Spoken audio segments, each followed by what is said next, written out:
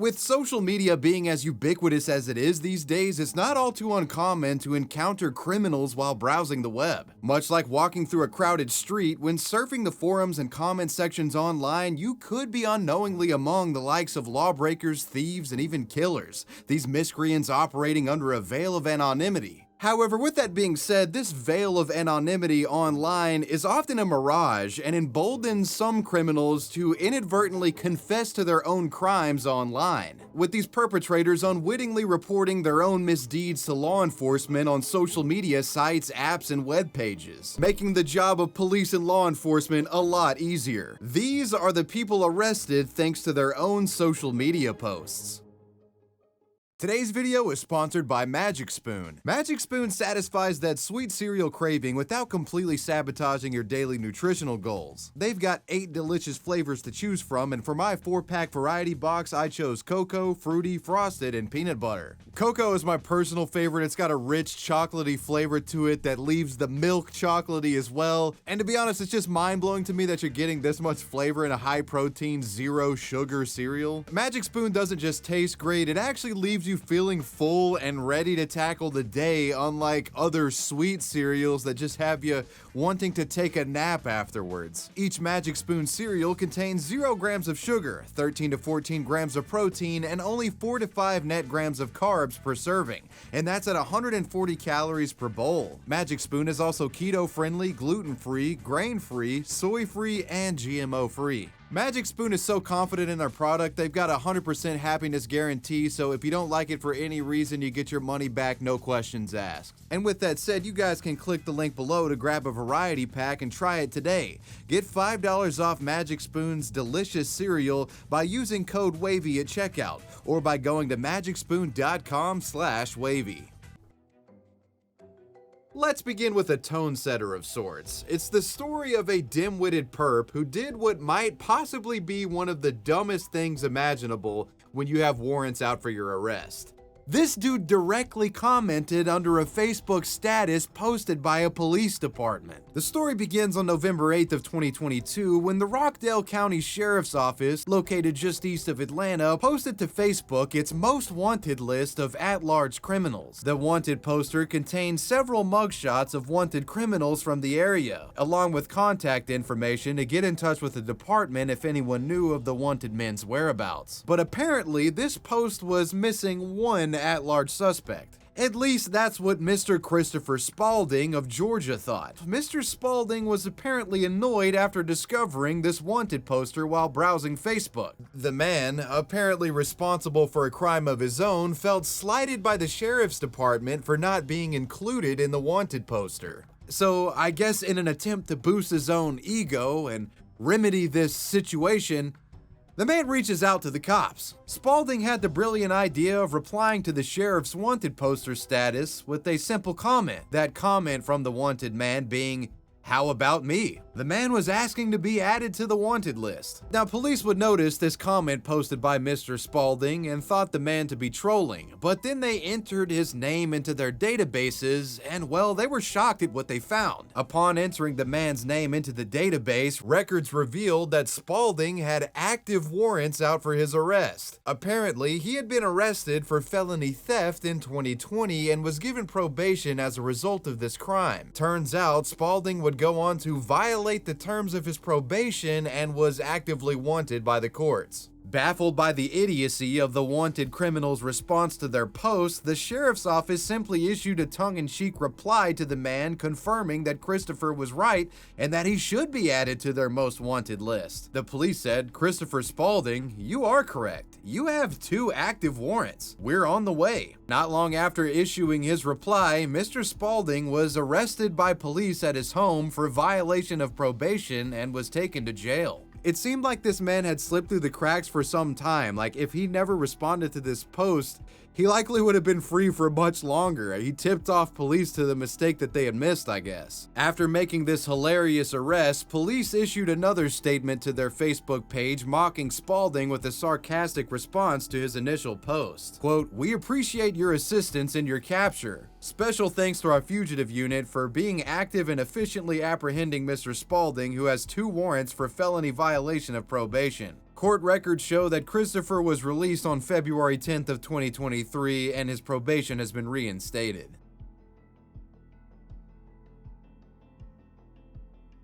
This story really all begins back in early 2023 in Volusia County, Florida, with local Sheriff Mike Chitwood. Around this time, Chitwood was rather vocal regarding his distaste for a neo-Nazi group of concern to the area, known as the Goyim Defense League. GDL has members around the country, and a cell had recently popped up in the area. Neo-Nazi propaganda and flyers had appeared in the community around the time, and citizens grew concerned. Many members of the GDL were known criminals sought after by Mike Chitwood and his department for crimes such as stalking and harassment, much of this stuff being perpetrated online. Sheriff Mike Chitwood spoke boldly regarding the group and denounced them as cowards, daring them to show their faces. You came to the wrong county. I stand with my Jewish friends, and I'm honored to be on your hit list. It's an honor to be sought after by a bunch of punk thugs like you. Chitwood's outspokenness regarding this matter would make him the target of online attacks from far-right white supremacists. In fact, at one point, there was even an attempted swatting of the sheriff's home, and attempts were made to harass his children as well. Meet 38-year-old New Jersey 4chan user Richard Golden. Apparently disgruntled with Mike Chitwood, Richard would allegedly take to 4chan in February to air out his thoughts regarding the policeman. The post allegedly authored by Richard read, "Just Chitwood in the head and he stops being a problem. They have to find a new guy to be the problem. But Chitwood in the head solves an immediate problem permanently. Just Chitwood in the head and murder him." In Minecraft. Now, for some of you out there watching that aren't quite as online as I am, you may be sort of scratching your head at this "in Minecraft" thing. Well, to summarize, in recent years, there's been sort of a running gag where if somebody wants to make an extremely edgy statement or make a threat, but they're joking, they'll say "in Minecraft," as in, you know, saying that I would only do this in a fictional universe, I would never do this in the real world. And yes, while there are a good deal of people out there that use this "in Minecraft" thing jokingly and they really wouldn't actually do the threats that they post to the internet, there are people out there that just would do the threats. They would follow through on the threats they post and they just put "in Minecraft." They'll do it in Minecraft, you know, to sort of, I don't know, maybe they think it's a legal defense. Like, you can't be pursued if you say that you're gonna do it in Minecraft. Well, I hate to break it to you guys, if you issue threats on the internet, saying you're gonna do it in Minecraft isn't a credible legal defense, and the cops could come after you. And that was the case with Mr. Golden here. While it's not exactly known how Mr. Golden's threat got back to police, be it another 4chaner reporting it or actual detectives monitoring the post, this death threat eventually made it to the very man that it was issued to, Volusia County Sheriff Mike Chitwood. And the man took the threat very seriously. An investigation was launched into the anonymous poster, which eventually led to the man's IP address being uncovered and Richard's New Jersey residence discovered. On March 1st of 2023, authorities surrounded Richard's house and knocked on the door.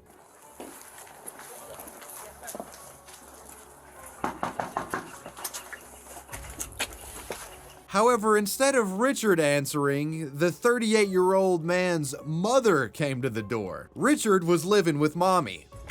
Is Richard here? Yeah. Can you have him come to the door, please? We'll discuss it in a second. Sure, absolutely.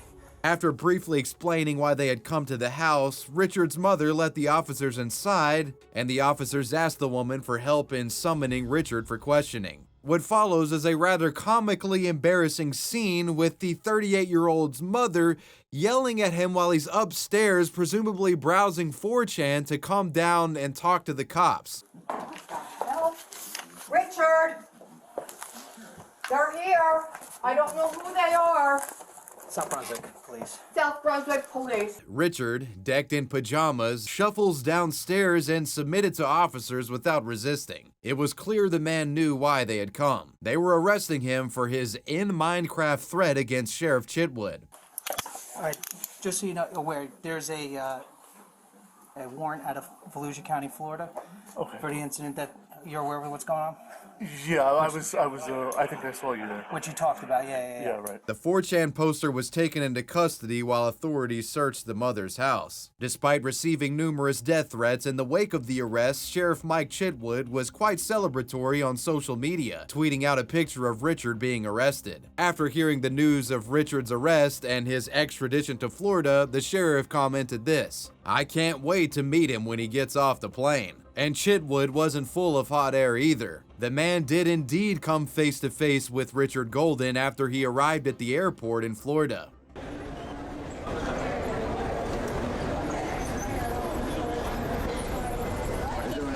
I am doing well. How are you doing? All right. I'm Volusia County Sheriff Mike Chitwood. Anything, I hope you enjoy your stay. Welcome to Florida. Richard was seen in court on March 28th of 2023 and was given a $100,000 bond. The man has yet to face trial. So guys, especially the edgier of you out there, in Minecraft, it doesn't save you. You can get locked up for shit like this.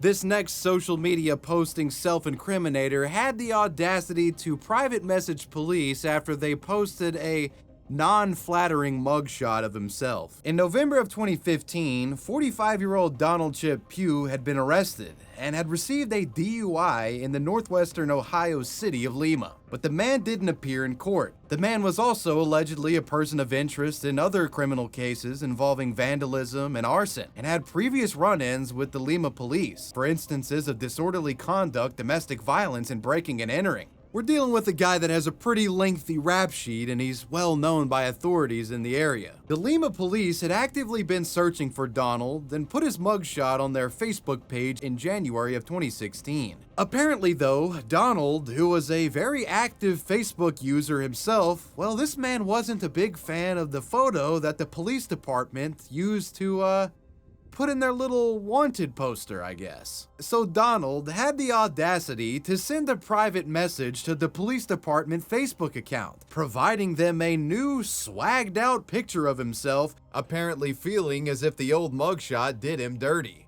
His message read, "Here's a better photo, that one is terrible." Mr. Donnie looking quite dapper in the pic. After receipt of this at-large criminal's photo, the Lima Police Department happily obliged and updated the man's photo in the wanted poster with the more dapper offering. This photo was sent to us by Mr. Pugh himself. We thank him for being helpful, but now we would appreciate it if he would come speak to us at the LPD about his charges. Due to the comical nature of this interaction, the photo would receive over 2,000 likes, 1,500 shares, and close to 400 comments, making Donald rather notorious online and spreading his face everywhere on social media. Which is not the best thing if you're trying to remain in hiding and not arrested. He's just operating on a different wavelength than you and I. In fact, while Donald was on the run from the law, after this photo had gone viral online, the man decided to call into a local radio station that was talking about the story and candidly bantered with the radio host, discussing how awful he thought the photo was. Awful picture, awful picture. Man, they just gave me wrong, man. That's Donald Chip Pugh, all right, calling the local radio station, whining about his unflattering mugshot. The radio host did their best to get Donald to spill out further incriminating information, even trying to ask the man for his location. But Donald brushed off any inquiries into his whereabouts with jokes. Where are you at again, Chip? Right now? Yeah. Actually, I'm sitting in a bunker right next to Chapo Guzman. We're trying to dig a tunnel and get to McDonald's. And while Donald likely thought he was somewhat of a viral micro-celebrity at this point, his stardom wouldn't last long, because with his face now everywhere, it was only a matter of time before someone figured out where he was and reported him. Turns out this is exactly what would happen, as someone discovered that Donald had moved from Ohio and was currently residing in Florida. An individual that knew of his residence would report him to police, and on January 12th of 2016, Donald Pugh was arrested in the state of Florida. The braggadocious man had finally been arrested, and after being apprehended, it was discovered that he had active warrants in Georgia as well. So before he was extradited to Ohio, they actually sent him up to Georgia Georgia to face those charges before bringing it back to Ohio. This guy's rap sheet is just constantly churning out new charges. But yeah, that's the story of Donald the Dapper Mugshot Degenerate.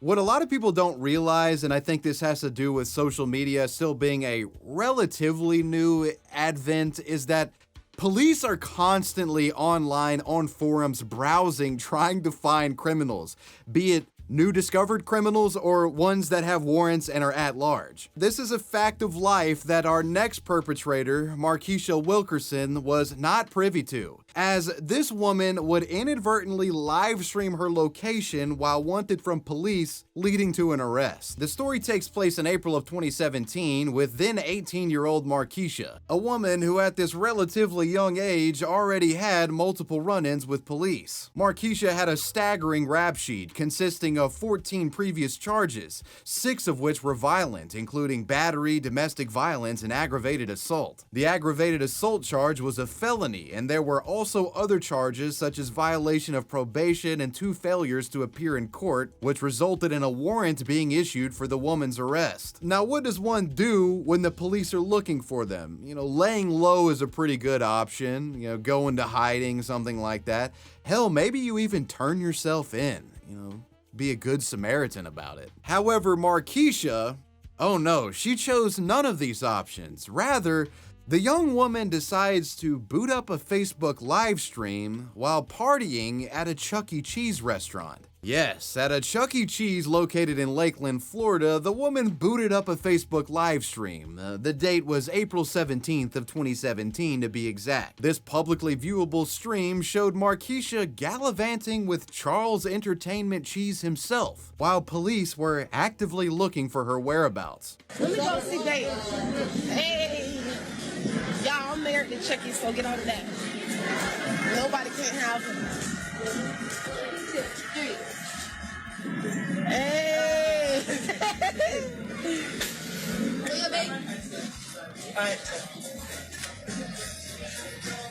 Polk County detectives who were actively investigating Markeisha's case were closely monitoring the woman's social media, and seeing the live stream, they now knew exactly where she was. While still live, the officers were dispatched. Minutes later, the cops would arrive at the Lakeland Chuch E. Cheese establishment and arrest Markeisha on the spot. One deputy was even reported to have done a somersault in one of the ball pits at the restaurant. I'm just fucking kidding, that didn't happen. Oh my dude, you just got pranked. Bet you didn't see that one coming, huh? Now, needless to say, the department responsible for the arrest of this wanted woman were, pretty ecstatic about the way this played out. Thanks to their perpetrator's idiocy, Markeisha was jailed and denied bond on account of one of her charges being a felony. I'm not exactly confident as to what happened as far as sentencing in the wake of this situation, but I can say with confidence that Markeisha has been in and out of jail since then, with probation violations occurring in the last couple of years.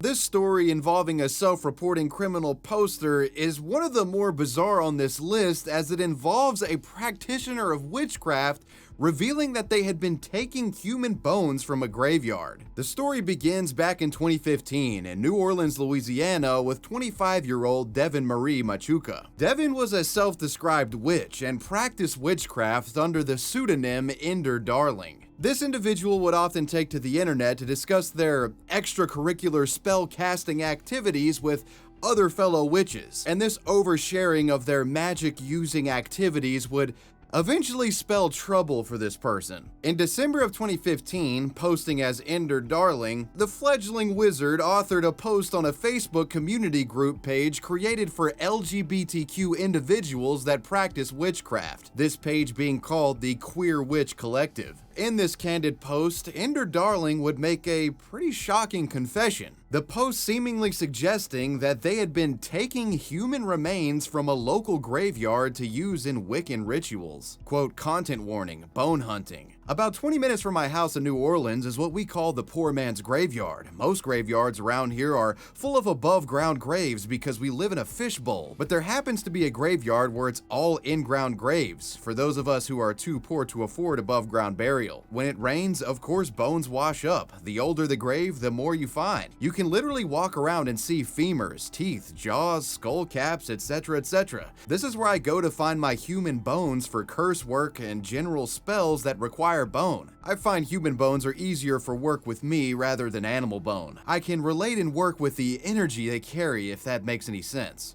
Anyways, I wanted to see if I started selling, basically cover shipping to where you happen to be, if people would be interested. I know human bones aren't easy to come by and I usually have leftovers. I only go once a month or when it rains here. Now, initially, the response to Devin's macabre post here was, well, unsurprisingly positive given the context of where it was posted, with other witch practitioners here. Though even some of these people that reacted positively seemed a bit wary about what the witch was revealing. I'm absolutely interested, but you need to be careful with state and federal laws. Ender says, oh, I know, I looked it up and it's all good. I wouldn't even be offering if there was a chance someone would get in trouble. Me, lol. As the post got more traction, negative sentiment in this LGBT witch community emerged, ranging from uneasiness regarding the behavior all the way to full-on outrage. Some even were suggesting that Ender Darling's bone collecting was racist. Quote, no, let them rest in peace. You're implementing white supremacist and colonial tactics to do your bidding. Like y'all are actually stealing bones. Additional vitriolic replies to Ender Darling's write-up would be submitted, with some users being so outraged by the bone-stealing confession that they were issuing threats of violence against the black magic user. This post in particular was shared around the greater internet and served as a wanted poster of sorts, starting a literal witch hunt against Ender Darling. The bone thief had to be stopped was the prevailing narrative at the time. This is a public alert. Seriously, anyone know this little shithead? Better tell her to stay the fuck out of Holt Cemetery or her bones might get broken. Please spread the word and keep a lookout for yet another fucking cultural vulture. For fuck's sake, I am furious. The post was going viral, and as days passed, people began trying to unmask Ender Darling's real name and identity as it wasn't known at the time. And they wanted to do so that they could report the witch's name to police and so that an investigation could be started into the bone snatching. Seeing the intense online investigation unfolding following the backlash of the initial post, Ender would stop responding to the Facebook thread and go MIA for the time being, likely fearing impending legal consequences were on their way. But unfortunately for Ender, they couldn't evade the firestorm that had been created, nor could they seemingly stop engaging with detractors. Within days, the Ender Darling witch hunt had spread from Facebook, with the discourse finding a new home on a scrappy little website called Tumblr. The Tumblr community embraced this witch hunt both literally and figuratively and got behind the canceling and unmasking of problematic bone witch Ender Darling. It wouldn't be long before the ravenous user base of the site discovered that Ender had an active Tumblr page under the name Little Fucking Monster and proceeded to raid it. PSA, Tumblr user Little Fucking Monster is stealing human bones from cemeteries in Louisiana. Please don't let them get away with this and spread the word /signal boost. Folks began brigading Devin's Tumblr page, and some other online witches even claimed that they had casted a curse on Devin the Bone Snatcher. An article reads, quote, one Tumblr entity, the Skeleton Fairy, cast a curse upon Darling for their deeds. Bone theft is a heinous act. The fairy declared, hear me, Bone Witch, and know that you are forever cursed. So I say, the Fae of Femurs, the Imp of Iliums, the Sylph of Skulls, the Pixie of Pelvises, the Skeleton Fairy. Naturally, a curse of this magnitude carries ominous implications. Around the time of the curse being performed, it was also revealed that Louisiana police had been tipped off to the witch's identity and were investigating the situation. And with immaculate timing, this of course would be when Devin decides to pipe up again on social media, taking to Tumblr to defend this bone-bagging behavior. Ender Darling says, quote, I picked them up and went through the graveyard and picked up ones I saw on my path, knowing that they were either going going to be crushed or swept away. And I'm sorry, but for me, a spiritual person who works with death, seeing a fucking machine tear into graves like that seemed a lot less respectful to the dead you are also concerned about than me picking them up and saving them. As the ongoing viral debate surrounding the ethics of taking bones began to spiral, it arrived at the doorstep of the mainstream media, as outlets began covering it as well. BuzzFeed and New York Magazine both published pieces on the viral grave robbing incident, an incident that had become known online as Bone-Ghazi, an obvious tongue-in-cheek reference to the 2012 Benghazi crisis. With the mainstream media now all over the story, the local police started taking the matter more seriously and suspected Ender Darling of trafficking in human remains. One advocate covering the case said, quote, "I can't speak on the black market trade in human bones, but I do know that vandalism, regrettably, is an issue that we deal with, and a lot of that vandalism involves the exposure of human remains. We're talking about Uncle Joe's femur, and it's an obscenity." As a part of the New Orleans police investigation into Devin, 4 detectives were commissioned to provide periodic surveillance outside of the witch's home. This surveillance spanned a period of 6 days in January of 2016.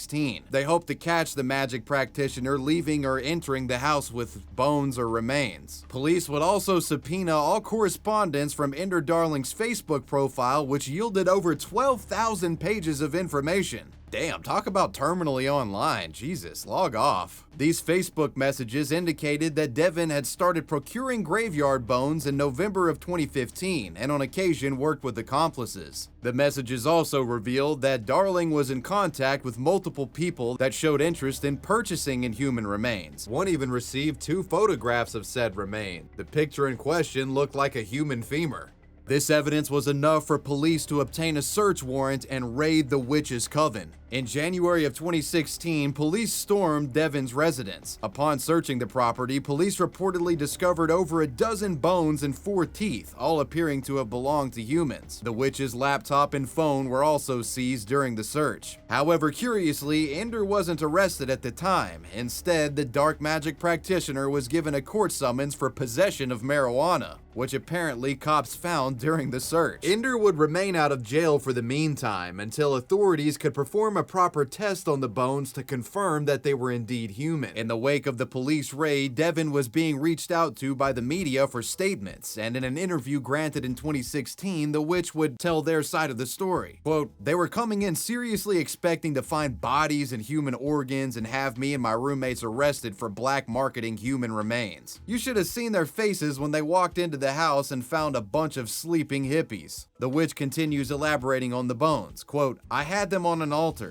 It was just a bunch of little shards of bones and pieces of teeth I had picked up off the ground. I said to the agents, 'Here you go. There's probably human bones in there, but I know better than to give you that answer.'" And in regards to the allegations of selling the bones for profit, quote, "I wasn't selling anything. It was like, you cover how much it takes to ship it. This is me passing along something I feel nature's given me. I don't want money for this." Later in the summer, after the test had been concluded, it was discovered that the bones found in Ender Darling's residence were indeed of human origin. And after the conclusion of this test, Ender Darling was quietly arrested in Tampa, Florida on July 15th of 2016. They would later be transferred back to a New Orleans jail with a bond set at $8,500. In September of 2016, Ender would plead guilty to the possession of marijuana, simple burglary, and admitted to the removal of human bones from Holt Cemetery. The judge then handed down a 5-year suspended sentence on the burglary count and 15 days on the marijuana charge with credit for time served. After being sentenced, this witch has disappeared from social media, and that's probably for the best, as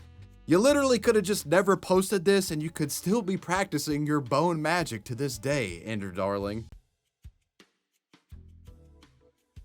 Escaping the police's initial capture attempt is difficult enough, and if you escape them, staying in hiding is even more of a challenge for some. That being said though, our next individual may very well have been able to pull off both of these things.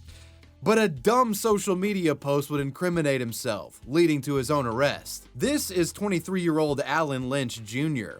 In September of 2022, Alan Lynch fled from a police officer who had pulled him over for an unlawful temporary vehicle tag. The man apparently fled the scene and managed to evade arrest. Apparently, he frequently encountered police, as Alan ran a YouTube channel and posted many stories discussing these interactions with the public. And it would be a post in February of 2023 that would end with the man in jail. In Houston, Texas, on February 4th of 2023, Alan was pulled over on Interstate 10 by a DPS officer who had again noticed that there was an expired temporary tag on his vehicle. Alan had his camera on him at the time and was recording as the officer asked him for his license. And at some point during the interaction, the man sped down the highway, fleeing the scene of the detainment.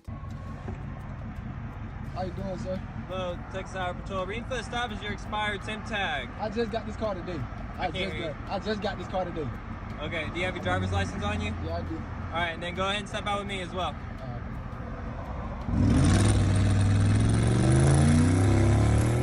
What resulted was a police chase, with Alan recording himself weaving through traffic at a high rate of speed for close to 4 miles until he finally took an exit off the highway. At some point, it sounds as if he crashes his vehicle and Alan can be seen bracing for impact.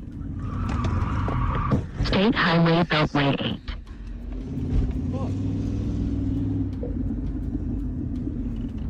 Yet the wreck didn't seem to be that significant because it didn't stop Mr. Lynch's progression down the highway. Eventually, the man managed to elude police like he had done before and would park and continue recording this bizarre vlog where he's like running from the cops. So y'all, I got away. Yeah, this the outcome of the what happened. We gone, man. But yeah, man. These people, that's like the 3rd time that they tried me, bro. They keep trying me, bro. So I don't know what they want from me that they ain't gonna get, because they gotta catch me first. Alan would upload this video in which he confesses to his crimes to YouTube, and police who were actively looking into him at the time discovered it. On February 8th of 2023, police would catch up with Alan Lynch and he was arrested and charged for both incidents of fleeing from police. The man was released after posting a $10,000 bond and would publish a video correcting the record on the story that police were sharing, which he felt was the quote white version of events that transpired. Hey man, these people are funny, bro. First, before I even start the video, I'm gonna have to show y'all the black people news. I'm gonna show y'all the white, no. I'm gonna show y'all the white people news first. Then I'm gonna show y'all the black people news. The man claimed that he got pulled over by the same police officer multiple times and was being harassed and beaten up during these encounters. I messed with the same police officer. I got pulled over by the same police officer like 5 times. 2 times, I got beat up, bro, snatched out my car for no reason. Tried to search my car, he ain't find nothing. 2nd time, told my car I ain't have my license. Whoop. 3rd time, got away from him. 4th time, random.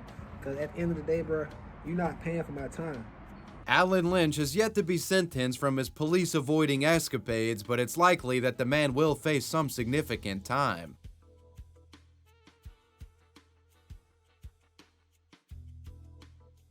This story involves a TikTok user who took to social media to share with the public her struggles with a new cancer diagnosis. However, strangely enough, it would be these very cancer-related posts that would put her in jail. This is Madison Russo. At the time of this story taking place, Madison was a 19-year-old woman from Iowa who frequently posted to TikTok and other social media sites, detailing with the public her battle with cancer. And on February 10th of 2022, quite possibly the worst day of my life, I got the call from my oncologist and they found a mass on my pancreas and I had stage 2 pancreatic cancer.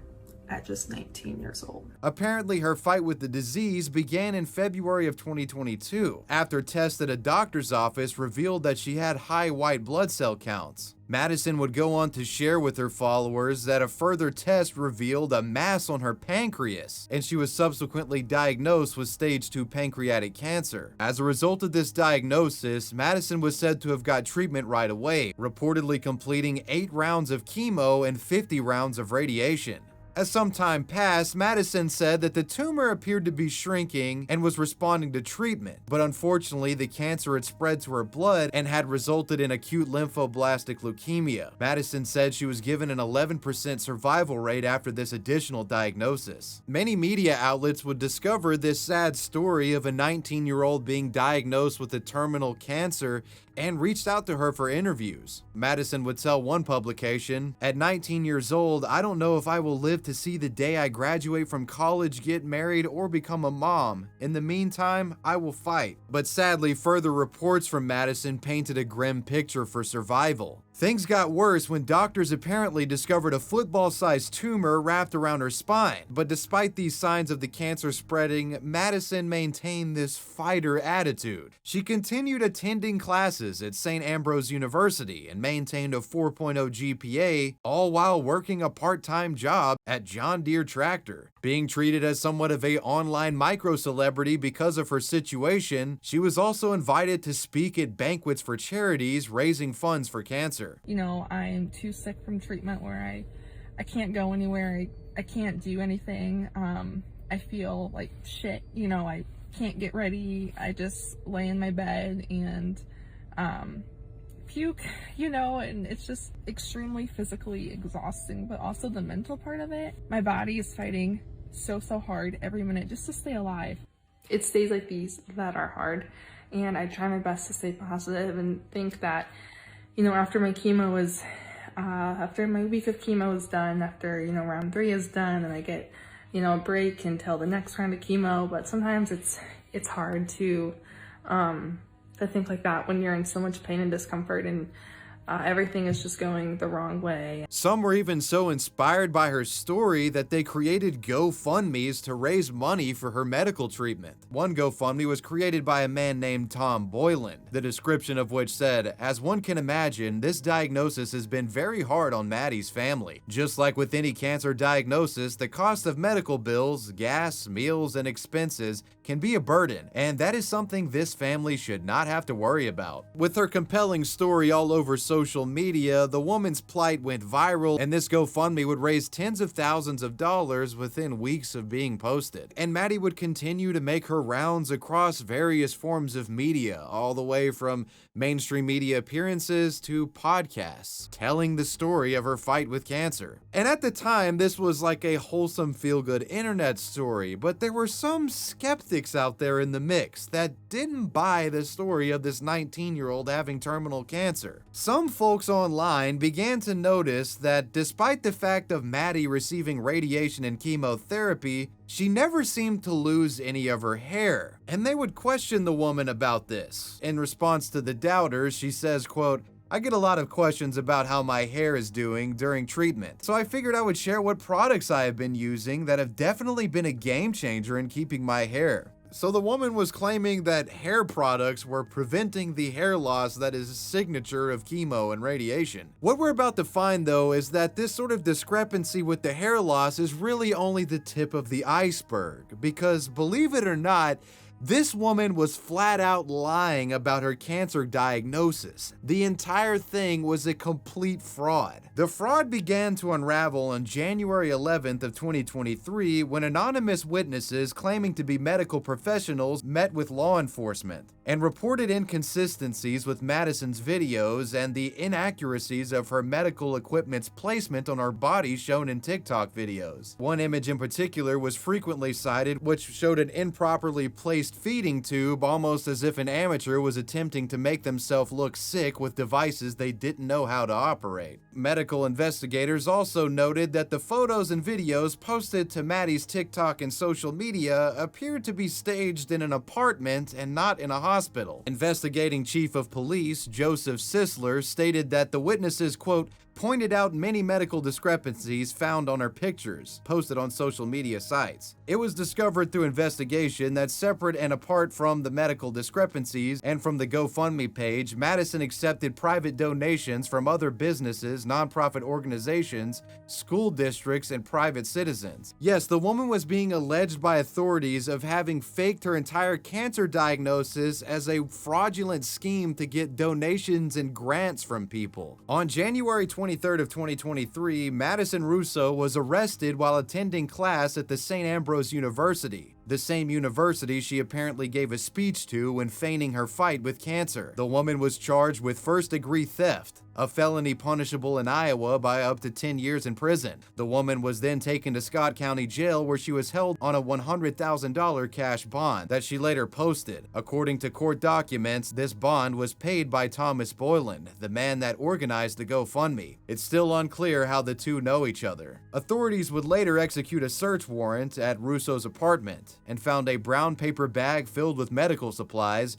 an IV pole with the feeding pump filled with cotton swabs, a wig, and a prescription for nausea medicine in a relative's name. They also subpoenaed Russo's medical records and found that the teen had never been diagnosed with any form of cancer or tumor at any of the medical facilities in the area where she had been a patient. The GoFundMe page supporting Russo has since been taken down, with GoFundMe's reason for doing so being, quote, a zero-tolerance policy of misuse of our platform and to cooperate with law enforcement investigation of those accused of wrongdoing. Folks with actual cancer diagnoses would take to TikTok in the wake of this arrest to air out their frustrations with Madison and the ridiculousness of her scheme. On February 28th of 2023, Madison entered a not guilty plea. In June of 2023, Madison Russo would later change her plea to guilty, admitting guilt to first-degree theft, which is a felony punishable of up to 10 years in prison. Madison was recently ordered to pay $39,385 in restitution, and her sentence date is set for October 20th of 2023.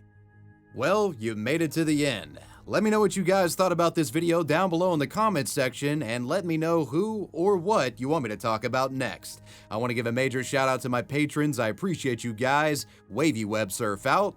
Peace.